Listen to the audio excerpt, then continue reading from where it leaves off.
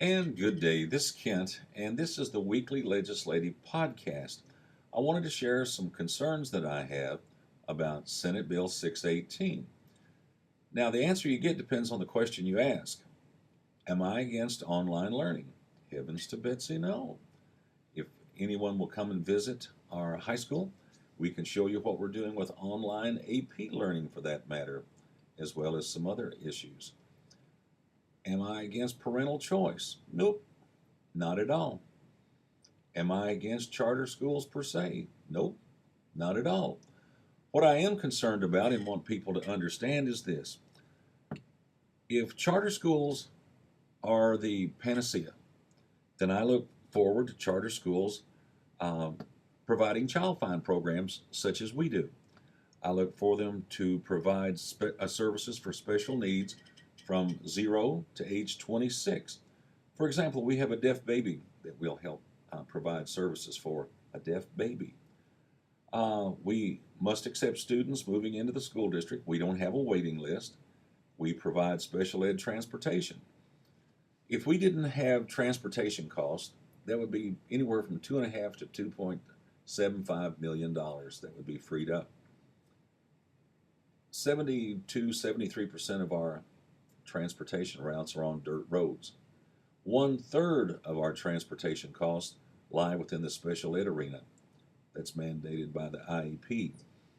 I love Julie Kildee at Holly Academy. She's a wonderful lady, very, very nice.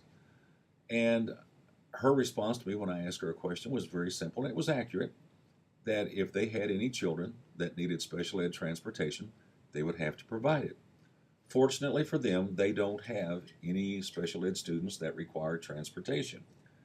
We have to provide classes and services for autistic children, cognitively impaired children, dual diagnosis children, day treatment students, learning disabled students, physical therapy, occupational therapy, and other health impaired students services, 504 services, services for hearing impaired students and visually impaired.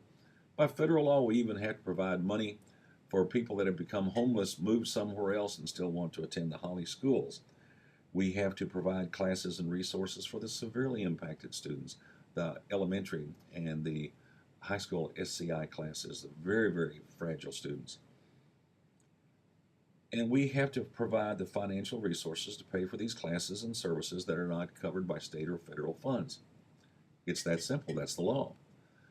If charter schools are the panacea, then I think they need to take their fair share, not a percentage, but a full-time equivalent. If there's 100 students and 10 of them have speech and language for 20 minutes a week, then you can say 10% of your students are special needs. Well, that's bastardizing data.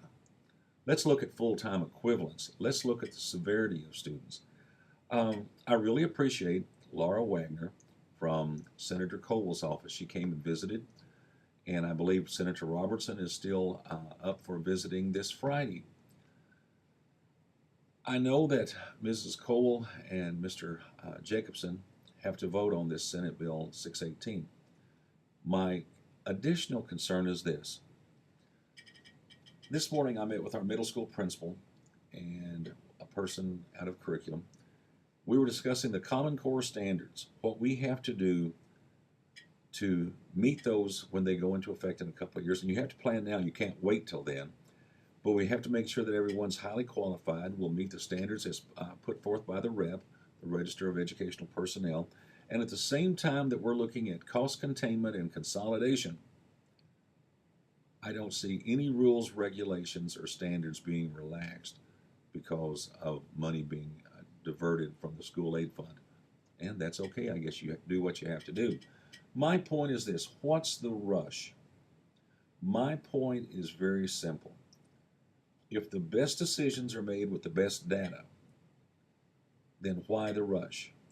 And to pass legislation with the thought that we'll fix everything later or that we'll put everything in place later, I'm sorry, that just doesn't make a lot of sense to me. Now, I think some of the arguments that have been put forth against some of the legislation that has been proposed, I don't necessarily agree with it. But all I want is a level playing field. All I want at the same time that I'm having to try to find between 2.7 and $3.5 million for next year because of increased costs in retirement and other factors, that others are pulling their fair share too. I'm disappointed that there are universities that have finalized their contracts and are giving pay raises, especially after $470 a child was taken from the school aid fund. And we could go on, but the point with this podcast is about Senate Bill 618. I ask Mrs. Coble and Mr. Jacobson to truly reflect on the long-term impact of this, because once something's passed, you know as well as I do, it will be Hades on wheels trying to get it undone. So if there's any questions at all about anything that I've just mentioned, about what we have to do as a public school, and my wanting to ensure that if charter schools are the panacea, then they need to take their fair share, because as Ms. Wagner found out when I showed her one of our CI classrooms, the one young man that likes to throw feces, the one young individual that likes to grab women inappropriately, the classroom where one of our students died earlier in the year because of her frailty. Just simply to have a charter school that's K2, K8, much less being a comprehensive school district that's 0 to 26, and then all the programs that we provide athletically and academically. And if you'll come visit, we'll show you what what we're doing at our high school, and our ACT scores, our MME scores, comparison to other districts in Oakland County, and our ACT comparison to the International Academy. Be glad to show that to you. So as always, sorry for the long-winded one, but I feel very strongly about this, and I would heartily encourage you to vote no on this, because I don't think all the questions and concerns have been appropriately responded to. So thank you very much. Have a great day.